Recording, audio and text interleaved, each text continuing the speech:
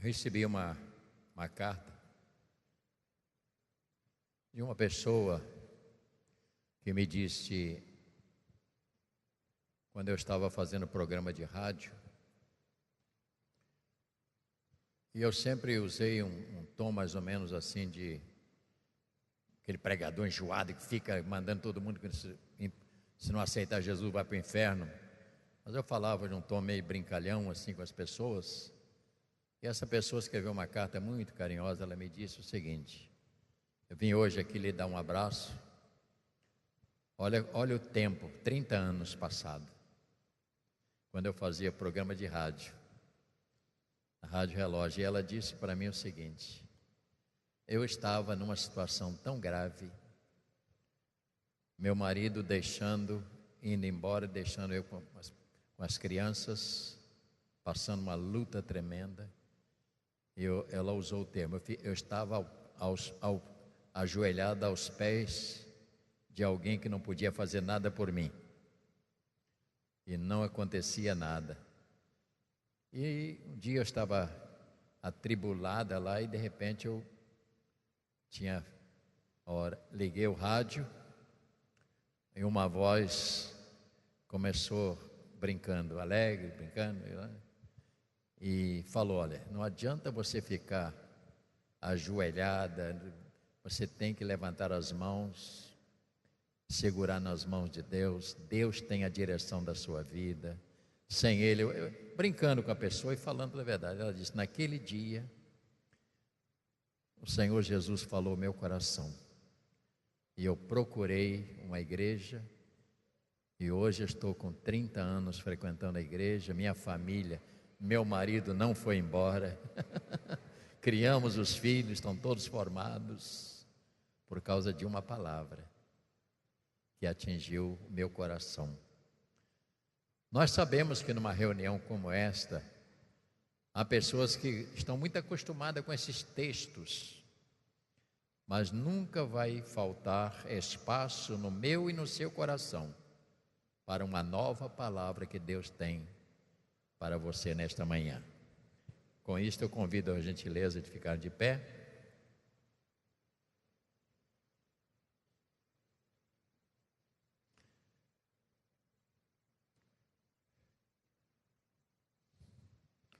A porta da lei eterna.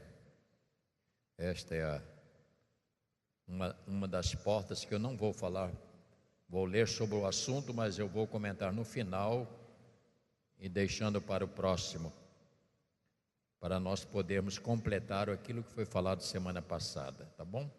Lembrando aos irmãos, uma das coisas boas é ter paciência, e uma das coisas também importantes é você não pregar comigo. O que é pregar comigo? É quando você, não, mas esse texto começa a dizer, esse texto, você começa a querer pregar comigo. Não lute comigo, ouça aquilo que Deus vai te falar através da palavra. Pode ser que ela vá te acrescentar, creio eu, aquilo que você já sabe. Isso vai ajudar você. Mateus capítulo 5.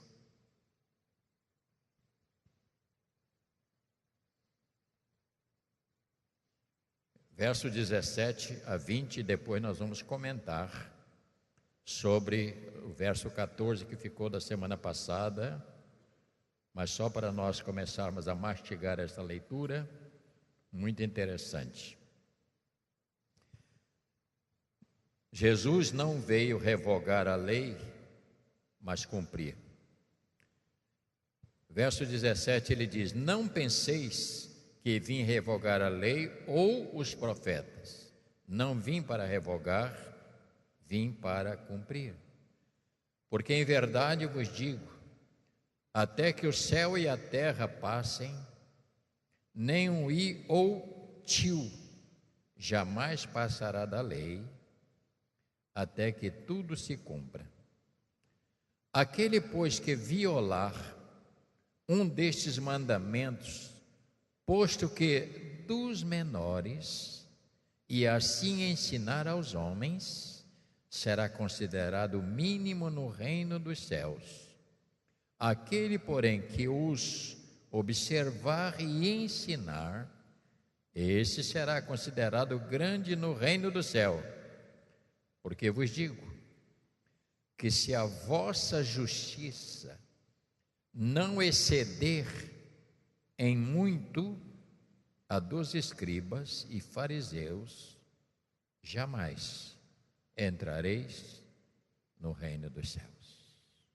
Nosso Deus e Pai, dá-nos capacidade e paciência para caminhar dentro da Tua palavra. E eu sei que esta palavra vai ser direcionada a várias pessoas aqui esta manhã, que vai ajudar no seu caminhar, melhorar o seu caminhar com o Senhor, porque o Senhor é um Deus que sempre nos reserva surpresas para a nossa vida. Isto te pedimos, Senhor, fala conosco, em nome de Jesus. Amém. Podeis sentar, meus irmãos.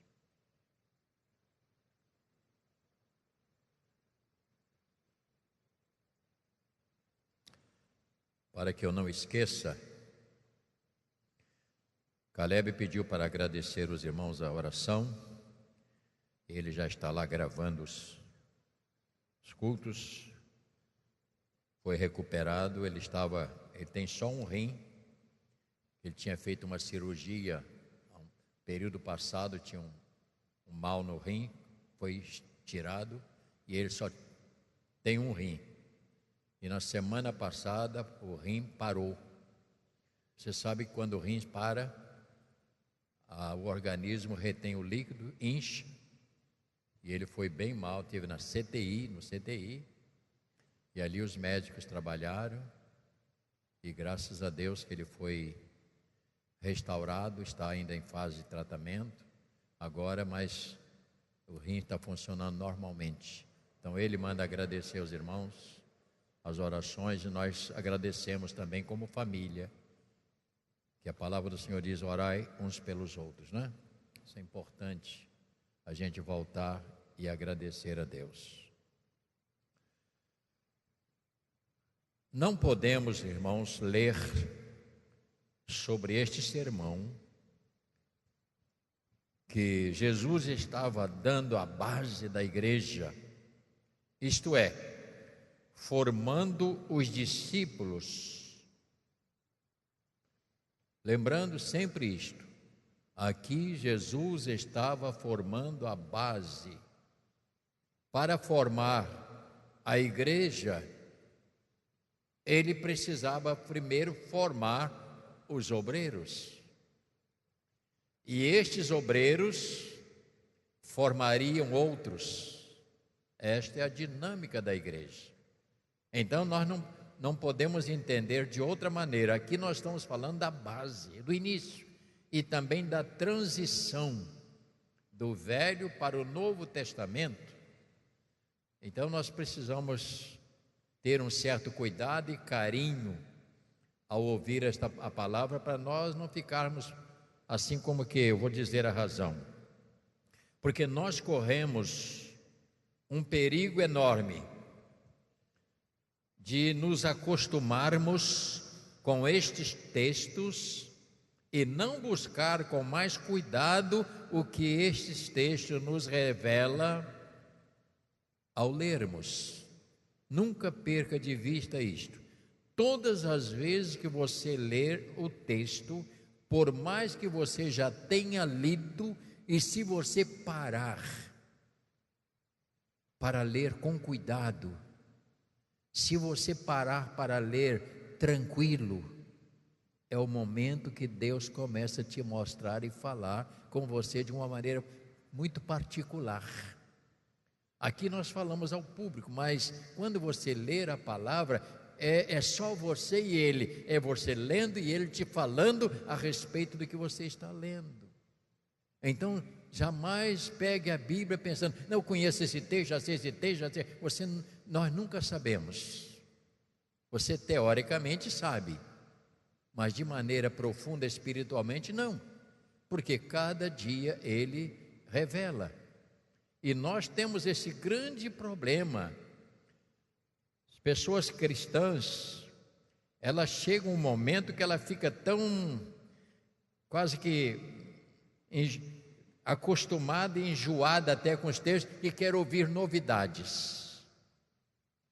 O problema é querer ouvir novidades. E nem sempre as novidades, elas têm conteúdos bíblicos. Ela pode ter ideias humanas. E aí é diferente. Eu tenho preocupação com isto. Nossa igreja, nós nos preocupamos com isto, em ensinar, permita-me esta maneira, ensinar, mas é o nosso desejo, é que esta igreja melhore o seu conhecimento sobre Jesus, sobre o Evangelho, sobre o Velho Testamento, porque semana que vem, não sei, na outra semana, há um conflito muito grande que as pessoas têm com o Velho Testamento e achar que não tem valor. E você vai descobrir que não é bem assim. O apóstolo Paulo tinha este pensamento e esse sentimento. Em 2 Timóteo, capítulo 4, segunda carta de Timóteo, abra sua Bíblia, por favor. 2 Timóteo,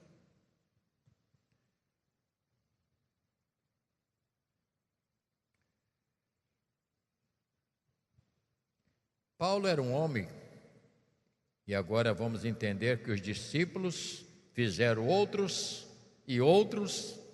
e Paulo veio depois nisto. E ele também era um formador de discípulos e apóstolos para seguir com a palavra do Senhor.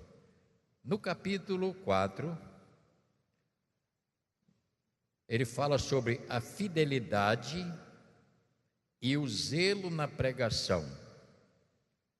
Diz assim: conjuro-te perante Deus, é no segunda carta, porque tem duas cartas, primeira e segunda. Em cima está escrito ali, onde está 2 é a segunda. Conjuro-te perante Deus e Cristo Jesus, que há de julgar vivos e mortos, pela manifestação e pelo seu reino. Paulo está falando ao seu filho na fé, Timóteo. Ele diz no verso 2: prega a palavra, insta, quer seja oportuna, quer não, corrige, repreende, exorta, com toda longanimidade e doutrina. E no verso 3, este é um dos perigos. Pois haverá tempo em que não suportarão a sã doutrina, pelo contrário, cercar-se-ão de mestres, segundo as suas próprias cobiças, como que sentindo coceira nos ouvidos. E se recusarão a dar ouvidos à verdade, e se entregarão às fábulas. E ele disse: tu, porém, sê sóbrio em todas as coisas, suporta as aflições, faz o trabalho de evangelista, cumpre cabalmente o seu ministério. Eu me preocupo às vezes com pessoas cristãs. Estou falando baixo para poder você entender. Eu estou descobrindo que não adianta falar muito alto. Mas também não é para você cochilar não, né? Eu tenho muita preocupação com a igreja, eu estou dizendo no geral, quando as pessoas dizem: eu vou em tal lugar, se é assim, porque tem uma pessoa lá falando isso, falando aquilo, falando aquilo, falando aquilo. E as pessoas, é o que Paulo está dizendo, é coceira no ouvido. Já não satisfaz mais o que ouve na igreja, quer sair procurando, posando ali, posa aqui, posa aqui, posa, e fica uma pessoa tão confusa e conflitada, porque elas começam a misturar dentro do seu ser. Minha mulher estava esse dia ouvindo um programa de televisão, e ouvindo não, ela não é muito de ouvir, mas ela estava ouvindo. E este pregador, que não é um pregador que fala sobre família. Eu tentei trazer ele aqui, mas quando eu fiz o contato, eu tinha que arranjar passagem para 4 pessoas, tinha que arranjar hotel para todos os 4 e ainda tinha que depositar um dinheiro na conta deles. E ela estava ouvindo esse pastor falando sobre o assunto, falando num tom de baixaria tão grande na televisão, que é até vergonhoso falar essas coisas. E a pergunta que eu faço a você: o que é que isto vai contribuir para a vida espiritual? Nada. Porque é chamado os profissionais. Houve um tempo que guerra espiritual, lembrar daquela famosa guerra espiritual, que todo mundo ia para as encruzilhadas amarrar o demônio ou expulsar? Está lembrado disso? Não, porque aqui nessa encruzilhada tem um tranca-rua que nós temos que andar, dar 5 voltas em volta da praça para acabar com isso. Bobagem, bobagem. Mas isto, e eu conheci a fundadora disso, Neuza Etioka, uma japonesa, e outros. O que saiu de livro naquela época, como amarrar o demônio, como fazer isso, como dar nó no rabo do diabo, meu Deus, como vender o livro? Uma exploração, longe da verdade. Mas a pessoa que não tem uma certa estrutura espiritual, conhecimento bíblico da palavra, ela cai nessas armadilhas e vai. Como disse aqui no capítulo 4, pois haverá tempo em que não suportarão a sã doutrina, pelo contrário. Isso quer dizer, eu não concordo muito com isso, não concordo muito com aquilo, não concordo. Pois haverá tempo em que não suportarão a sã doutrina, a palavra, pelo contrário, cercar-se-ão de mestres, segundo as suas próprias cobiças, como que sentindo coceira nos ouvidos, e se recusarão a dar ouvido à verdade.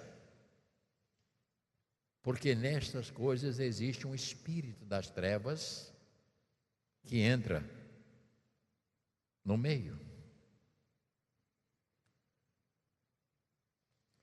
João capítulo 20. Estudar dá trabalho, meus irmãos. Nós temos aqui na igreja um dos nossos diáconos, que já falou aqui sobre a história da igreja, e ele é um estudioso da palavra, e eu louvo a Deus por isso, porque temos que aprender. Siabe também faz esse trabalho. Capítulo 20 de João.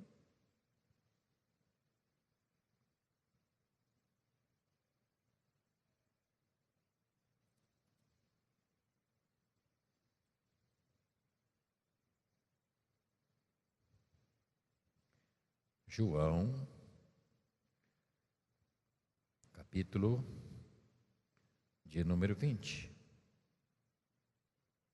Eu acho interessante a gente ler a palavra de Deus para você poder caminhar um pouquinho mais, porque senão nós ficamos perdidos, irmãos.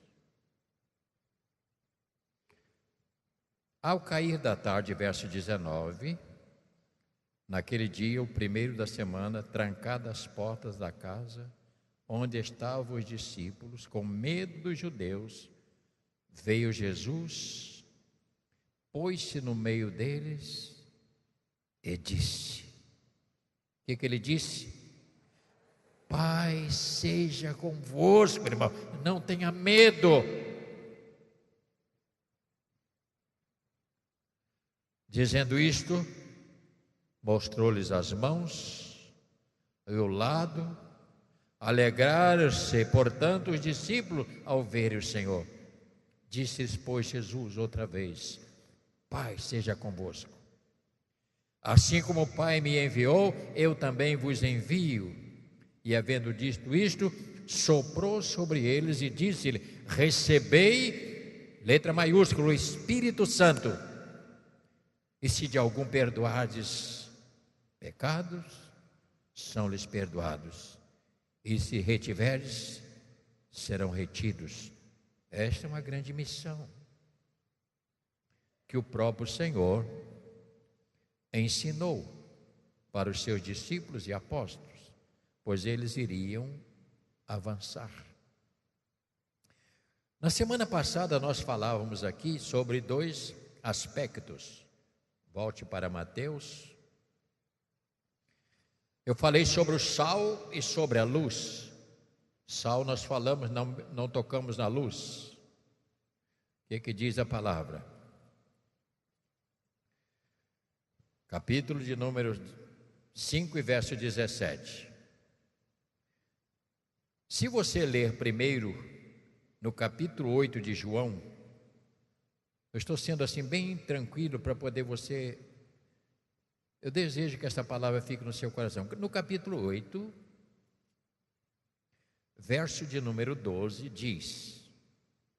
Você tem facilidade de mexer com a Bíblia, não tem? O que ele diz no verso 12? De novo lhes falava Jesus, dizendo... O que ele diz? Eu sou a luz do mundo. E ele diz mais o quê? Quem me segue não andará em trevas, pelo contrário, terá a luz da vida. Pois bem, volte para Mateus, no capítulo 5 e verso 14. O que ele diz? Olha, lá ele disse, preste atenção, olha aqui. Lá ele disse o quê? Eu sou a luz. Mas depois de dar comissão aos discípulos, aos apóstolos e à igreja, o que é que ele diz aí agora? Vós sois. Antes ele diz, eu sou. Mas depois que ele volta à glória, ele deixou escrito, vós sois a luz. De onde essa luz que ele disse? Vós sois a luz do mundo. E aqui ele começa a dizer, não se pode esconder a cidade edificada sobre os montes, nem se acende uma candeia para colocá-la debaixo do alqueire, mas no velador, e alumia todos os que se encontram a casa. Assim diz ele, leia 16. Não, está muito fraco isso, irmão. 16. Assim...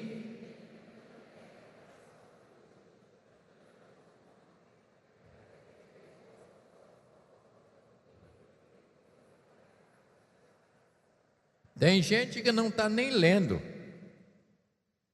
Que isso, irmão? Baixa os seus olhos aí outra vez nessa Bíblia. Vamos ler isso, irmão. Você sabe que quando você lê, você grava. Vamos lá, mais uma vez. O último versículo. Assim...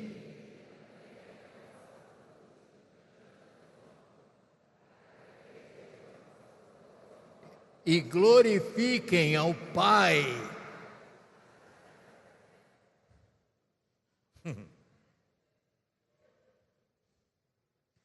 Porque nós comentávamos aqui na semana passada sobre o sal, duas propriedades do sal: conservar, né, para manter sem estragar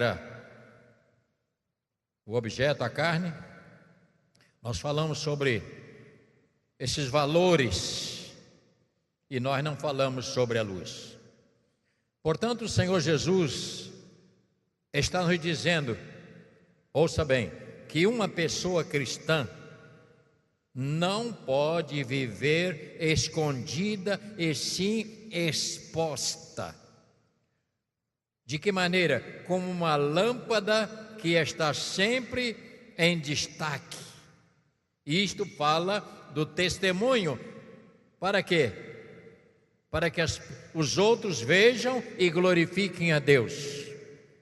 Ele está dizendo da importância, e ele comparou a minha vida e a sua vida como uma lâmpada. Ninguém acende uma lâmpada e esconde, porque ela tem uma finalidade: clarear. E é muito, eu vou falar sobre isso lá na frente, porque a respeito estavam dizendo que Jesus veio para acabar com os profetas, e que acabar com... Não é nada disso. E ele entrou em choque ali. Quantos aqui já foram pobres? Levante a mão. Eu já fui pobre. Agora como? Até os 15 anos, eu morei numa cidadezinha que não é cidade, é um lugarejo, que não tinha luz elétrica. Quantos aqui sabem o que é lamparina? Bom, então você foi pobre.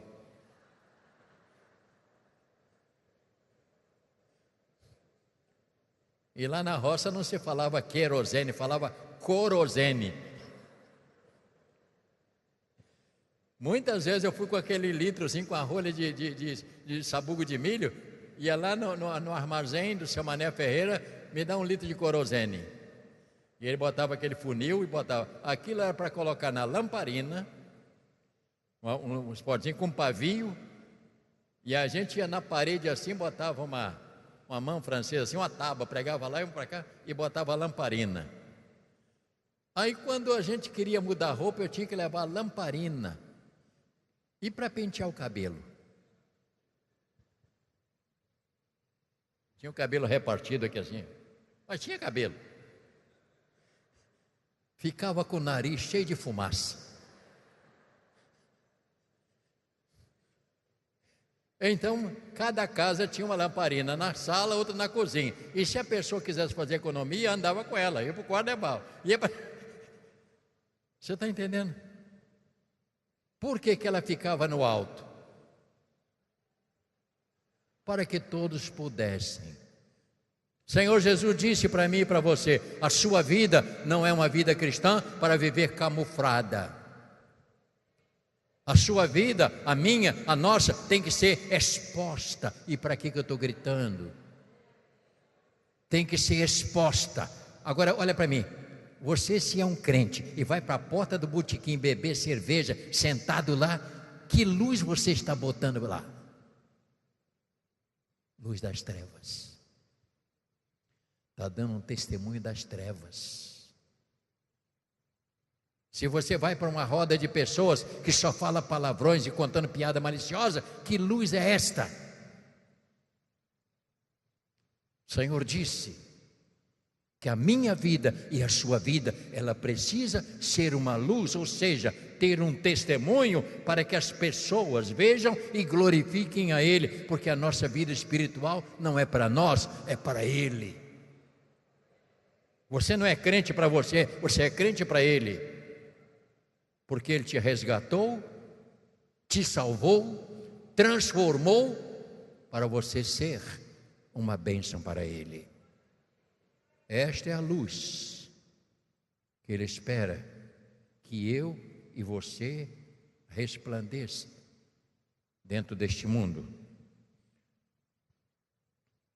Portanto, uma pessoa cristã não pode viver escondida. Escondida de que maneira? É quando você está no trabalho, ninguém sabe que você é crente, que você vive no mesmo ambiente, fala as mesmas besteiras, participa das mesmas coisas erradas. Isto é uma vida cristã escondida, que eu acho que nem crente é. A pessoa cristã tem que ser exposta pela sua maneira, pela sua a maneira como verbaliza as palavras, falando tranquilo, bom testemunho. A gente lê um texto desse, Jesus, vós sois a luz do mundo, e passa por cima igual o que está correndo. Isso aqui é para parar. Nós temos que parar e observar o que ele está dizendo, porque tem muito mais aqui ainda. estou nem na metade. Portanto, dada a nossa posição em Cristo, nós estamos acima, irmãos. E como manter essa vida? A nossa vida tem que estar mais alta. A nossa vida tem que ser como uma lamparina, está mais visível, para que as pessoas vejam. Não precisa você sair dizendo que é crente e nem botar no vidro do carro algumas coisas que a pessoa nem cumpre.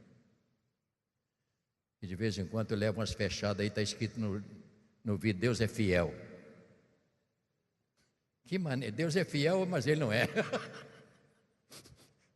Isso é nada. Tira o olho grande, foi Deus que me deu.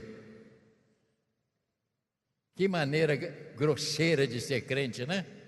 E tem outros piores ainda. É igualzinho aquelas coisas de para-choque de caminhão, no outro sentido, que não funciona. O Senhor está nos dizendo o seguinte: assim como a lua, eu estudei esse negócio, eu acho legal. Hoje de manhã, não, ontem à noite, a lua estava tão linda. Quantos viram a lua ontem? Tem gente que não viu, você não viu a lua?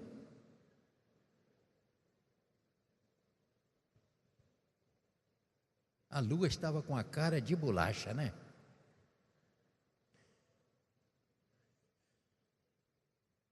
A lua, ela reflete o lado escuro do sol. Enquanto o sol está para lá, a lua está para cá, clareando, onde o sol deixou a escuridão. Então ela faz isso. O sol sai, vai, ela vem. Ela é as costas do sol. Tem pessoas que vai sair daqui: não, mas eu estudei. Calma, meu filho, calma. Calma. Portanto, a igreja, ouça bem, eu e você, a igreja, deve refletir os raios do sol da justiça dentro deste mundo escurecido pelo pecado. Meus irmãos, isso é sério. Isso é sério. A minha vida, a sua vida, ela tem que brilhar dentro deste mundo escuro, escravizado pelo pecado, e alguém olhar e dizer: a minha vida é um fracasso. A minha vida é um fracasso. Porque ele vai ver a sua vida completamente diferente. A maneira como você vive. Você sai de casa, pega o seu carro, pega o seu ônibus, pega a sua bicicleta. Nós temos um irmão aqui que tem uma bicicleta, o Elias, né? Cadê o Elias? Levanta a mão, olha lá, está lá atrás. Ele encosta lá na garra, a bicicleta dele é impecável, limpinha. E ele vem pedalando. A vantagem é que ele não tem, ficou magrinho. Mas ele sai de casa de manhã, toma o seu banho e vem. Tem outros que vêm num carro melhor. Não importa o carro, importa o tamanho do seu coração para servir a Deus. Não importa a casa que você mora, o importante é o seu coração.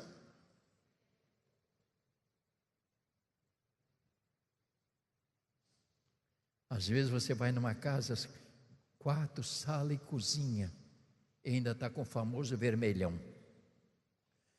tudo brilhando. Você olha assim, meu Deus do céu, como é que pode? É tão limpo, né? Os móveis em cima, tudo. E às vezes você vai numa casa, uma pessoa sofisticada, chega cá, tem sujo de cachorro na entrada, tem mais.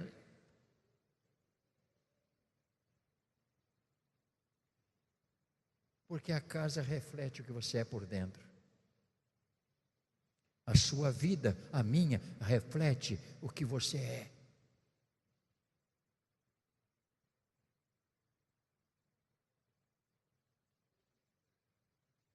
tem jeito.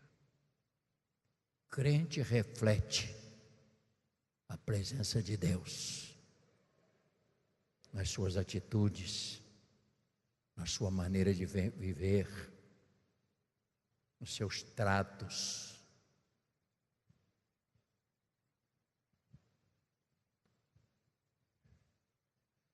Fiquei muito triste com uma pessoa nossa que está sofrendo por vender e não receber. Um monte de cheque assim sem fundo. E o pior que não é de pastores que compraram e não pagaram, está atrapalhando a vida da pessoa. Que tipo de testemunho, que luz é essa? Que luz? Isso não é luz, é trevas. Pessoa que compra e não paga, dá calote nos outros, bota gato no relógio. Aliás, o dia que o gato começar a miar vai ser um problema, né? Nós compramos a casa lá, meu filho. A primeira coisa que nós fizemos, mandamos o pedreiro lá cavar, que tinha 3 entradas de água para casa, para não passar dentro do marcador. E eu falei, antes que a companhia venha aqui, quebramos tudo lá, botamos, tiramos esse cano arrebentado, botar gato para não pagar água. Meu Deus, troço mais barato que existe é água, né? Quem não gosta, fica com sede e não toma banho, é mais barato. Eu estou dizendo do testemunho. Disse Jesus, assim brilhe a vossa luz, para que os homens vejam e glorifiquem ao Pai que está nos céus. Esta é a finalidade. Portanto, Jesus disse, eu sou, e meus discípulos, meus seguidores, meus cristãos que acreditam em mim, eu digo para vocês, vós sois a luz. E aí você lê um versículo desse e pensa que isso é fácil. Vós sois. Pessoas que não vivem de arranjo, não vivem de falcatrua. E nós chegamos então no capítulo, verso 17 a 20, e que nos diz algumas coisas aqui, as quais nós não vamos poder completar agora. 17 a 20, disse Jesus, não penseis que eu vim revogar a lei ou os profetas. Ele disse, eu não vim para revogar, ou seja, eu não vim para acabar.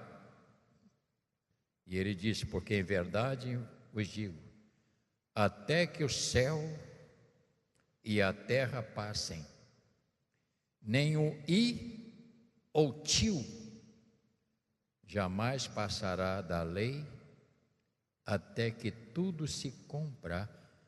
Aquele, pois, que violar um destes mandamentos, posto que dos menores, e assim ensinar aos homens, será considerado o mínimo no reino dos céus. Aquele, porém, que os observar e ensinar, esse será considerado grande no reino dos céus. Porque vos digo que se a vossa justiça não exceder em muito a dos escribas e fariseus, jamais entrarei no reino dos céus. Jesus não veio revogar a lei, veio cumprir. E é importante saber que os ouvintes de Jesus se sentiram ameaçados dizendo: este revolucionário, ele veio para aqui para destruir a lei e acabar com a lei, acabar com os profetas, que era a base deles, que os sustentava. Era a base. Eles se sentiram ameaçados. E Jesus começou a explicar para eles. E agora eu não vou responder hoje, porque vou deixar água na sua boca, é para a próxima. Jesus era tremendo, né? Tem gente que diz: agora eu estou na graça. Eu não estou mais na lei e na graça. Olha, eu vou te contar. Na lei era mais fácil do que na graça. Porque na graça é muito mais comprometedora do que na lei. Vamos falar isso nos próximos encontros que nós vamos ter. Tá bom assim? Faz assim comigo, ó. Faz assim. O que é que eu fiz? Uma vírgula. Vamos aguardar a próxima.